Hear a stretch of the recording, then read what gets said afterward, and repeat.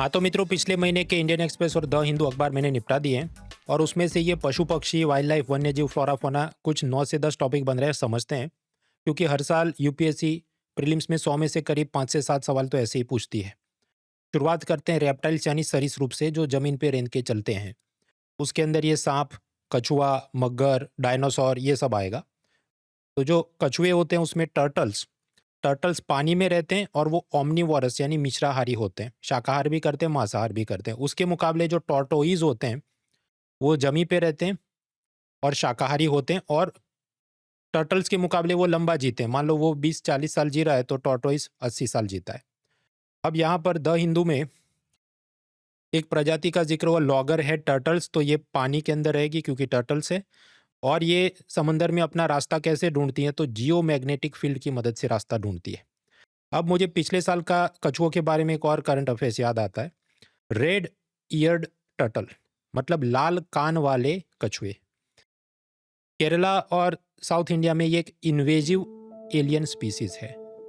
मतलब वो ऐसा कि वो बाहर से भारत में आए हैं। ये बहुत खाना खाते हैं, उग्र स्वभाव के होते हैं, अग्रेसिव होते हैं। तो जो लोकल स्थानिक अपने कछुए हैं उनको ये मार देते हैं, इसलिए इन्वेजिव एलियन स्पीसीज है। अब प्रश्न होता है ये आए किधर से। ये जो रेड ईयर टर्टल्स हैं ये गल्फ ऑफ मैक्सिको, जिसका नया नाम डोनाल्ड ट्रंप ने करा गल्फ ऑफ अमेरिका, उधर से भारत में आए। कि इतना तैर के आए नहीं, वो पेट ट्रेडिंग से, मतलब समझो व्यापारी उसको बेचेंगे घर में आपको पालतू जानवर के रूप में। अब शुरू में ये जब नवजात होते हैं, छोटे होते हैं, तो बहुत क्यूट लगते हैं, छोटे छोटे हैं और सस्ते में मिल भी जाते हैं। तो बच्चे जिद करके केरला में इसे अपने घर में रखते हैं। लेकिन फिर ये बहुत खाना खाते हैं और जल्दी से बहुत मोटे हो जाते हैं। फिर बच्चों को मज़ा नहीं आए तो वो उसको नदी तालाब में छोड़ देते हैं, और फिर वहाँ पर ये जो अपने लोकल कछुए हैं, स्थानिक कछुए हैं, उसको वो मार देते हैं। तो that is invasive alien species, पिछले साल आया था, याद रखना है। अब सीधा चले आर्कटिक। आर्कटिक में एक जंतु पाया जाता है, फ्लाइटलेस आर्कटिक मिज। अब हमें प्रश्न हो कि आर्कटिक की इतनी विषम सर्दी है, इतनी बहुत एक्सट्रीम कोल्ड वेदर है, तो ये जिंदा कैसे रहता है। जिंदा ऐसे रहता है कि क्विएशंस यानी वो तुरंत निष्क्रिय हो जाता है। जैसे उसको लगे हवामान थोड़ा भी विषम हो गया, वो तुरंत निष्क्रिय हो जाता है। अब आप शब्दों में भेद समझो। क्विएशंस मतलब तुरंत वो निष्क्रिय हो जाए। जबकि ये भालू, आप जानते हैं, शीत निद्रा करते हैं, हिबरनेशन। तो वो तुरंत ऐसा सो नहीं जाए, वो पहले से प्लान करे मुझे इधर गुफा खोदनी है, इधर रहना है वगैरह। तो दोनों में अंतर है। ये जो हिबरनेशन यानी शीत निद्रा कौन कौन करते हैं, मैमल्स मतलब जैसे भालू करेगा, रेप्टाइल जैसे सांप करेगा, और मेंढक जो कि एम्फीबियन यानी उभयचर है वो भी करेगा। तो तीनों टाइप के लोग ये कर सकते हैं। और भी कुछ 11 अलग अलग जात के जानवर हिबरनेशन करते हैं, वीडियो पॉज करके आप देखना।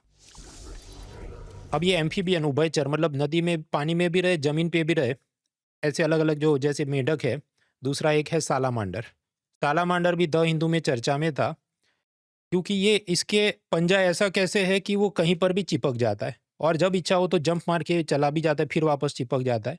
उसका कारण ये कि उसके जो ये पैरों के नाखून या अंगूठे हैं, उसमें ब्लड का कितना सर्कुलेशन होगा वो कम ज़्यादा कर सकता है। उस हिसाब से उसे ऐसा कुशनिंग इफेक्ट मिलता है, जिससे वो कभी जंप मारता है, कभी चिपक जाता है, ये सब पॉसिबल है।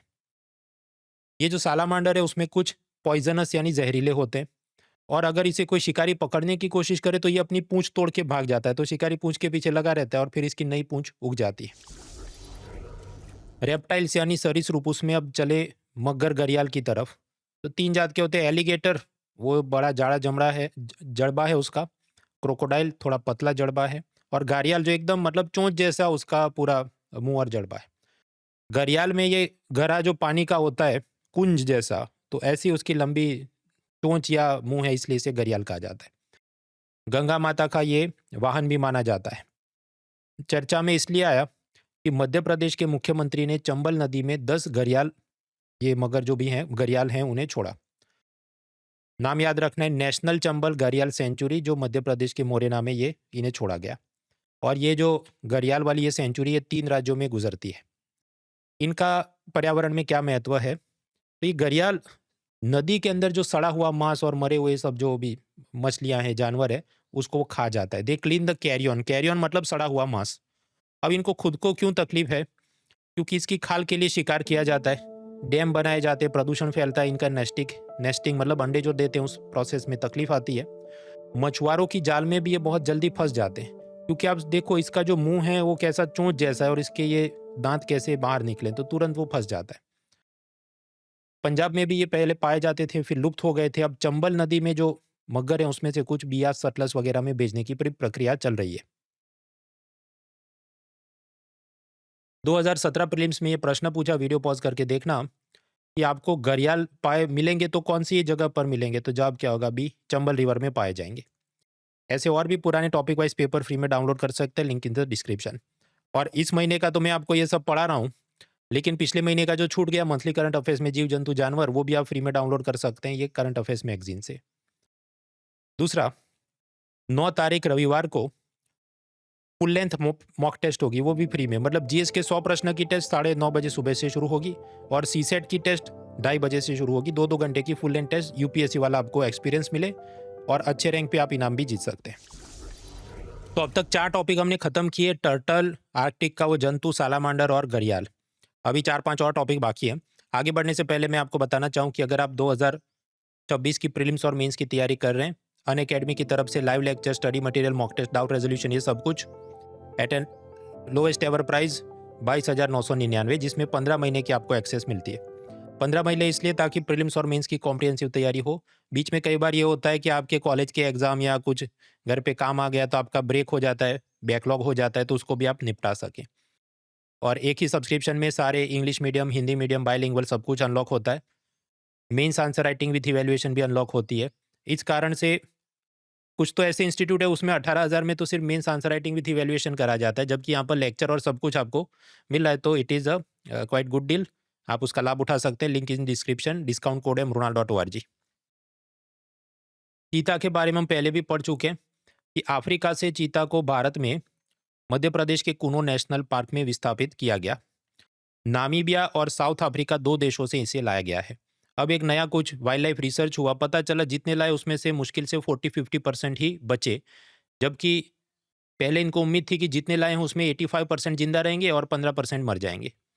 तो एक तो मृत्यु दर बहुत ज़्यादा है। दूसरा, अफ्रीका से भारत इनको लाया जाता है, इतने दिनों का जो अंतर तय करना होता है, तो स्वाभाविक है पिंजरे में रखा है तो वो ज़्यादा हंगामा नहीं करे, इसलिए अलग अलग जात के उसको ट्रैंक्विलाइजर और दवाइयाँ दी जाती है ताकि वो नींद में पड़ा रहे। और कंटिन्यूअसली इतने हफ्तों तक उसे ऐसी दवाइयों पे रखा है तो उसकी फिजिकल और मेंटल हेल्थ कैसी होगी, ये सब एकदम अनएथिकल हो रहा है, ऐसी भी यहाँ पर बात है।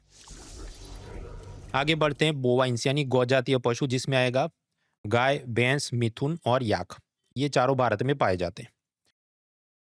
इसे रूमिनांट्स भी कह सकते हैं। रूमिनांट्स मतलब जुगाली करने वाले जानवर। मतलब वो पहले, इसके पेट में 2 पार्ट से या ऐसा कुछ होता है।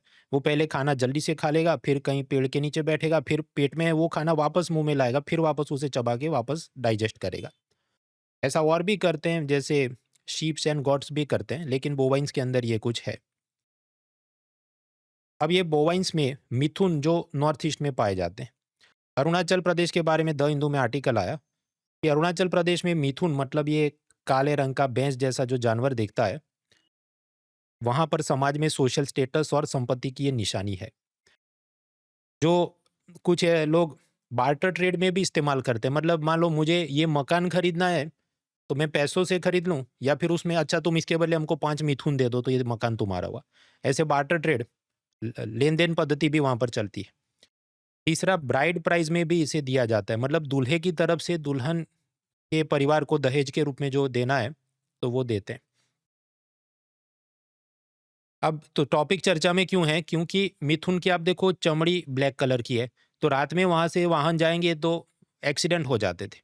तो अरुणाचल प्रदेश में प्रोजेक्ट ऐसा शुरू किया कि इनके गले में ऐसा रिफ्लेक्टिव लाइट वाला कॉलर लगाया जाए ताकि रास्ते पे जो कार चालक हैं वो जरा सावधान हो जाए इन्हें देख के।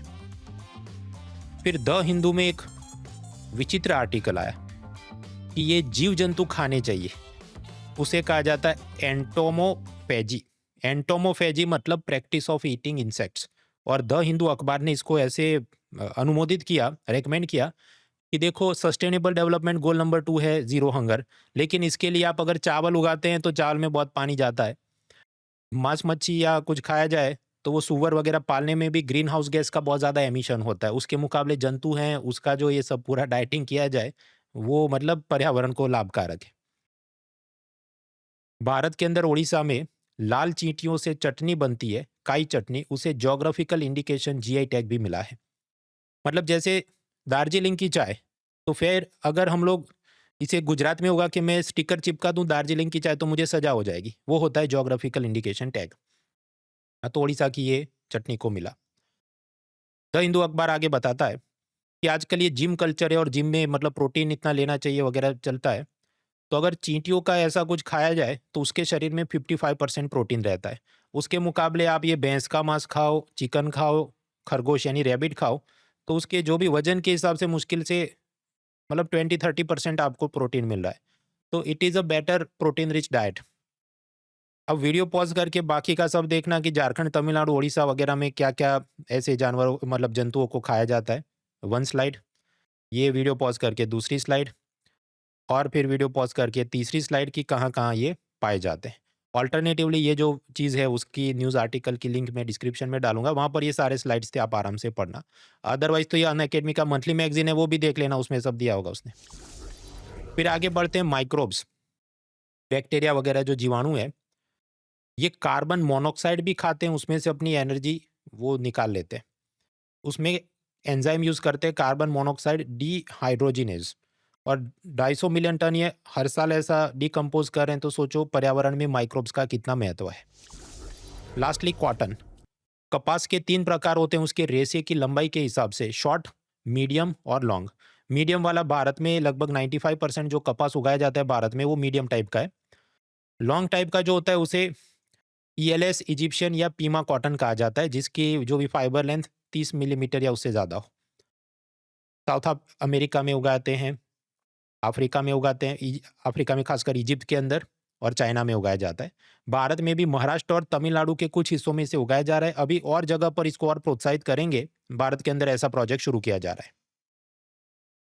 बस, तो ये करीब 8, 9, 10 टॉपिक्स थे। इसके अलावा और भी होंगे जो आप अनअकैडमी की मंथली मैगजीन में आप देखना।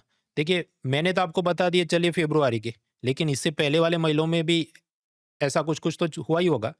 तो हर महीने का ऐसा डाउनलोड करना है, unacademy.com/content/upsc/डाउनलोड, उसमें आप ये डाउनलोड कर सकते हैं। ऐसे वीडियो मैं भी बनाते रहता हूँ। इसके पहले भी एक बनाया था कि व्हेल मछली की 2 जात होती हैं और वो क्यों इंसानों को निगल नहीं सकती, वगैरह वगैरह। तो प्लेलिस्ट भी दी है, आप नीचे देख सकते हैं। इस रविवार 9 तारीख को तैयार हो जाइए। यूएआई पीएमटी 2-2 घंटे की फुल लेंथ टेस्ट होगी जीएस और सीसेट की, ताकि आपको यूपीएससी वाला अनुभव मिले और अच्छे रैंक पाने पर आपको इनाम भी जीत सकते हैं। और बाकी यूपीएससी की कॉम्प्रिहेंसिव तैयारी 2026 के लिए at an affordable price of 22,999। Link is in the description. Let's crack it. Unacademy. Let's crack it.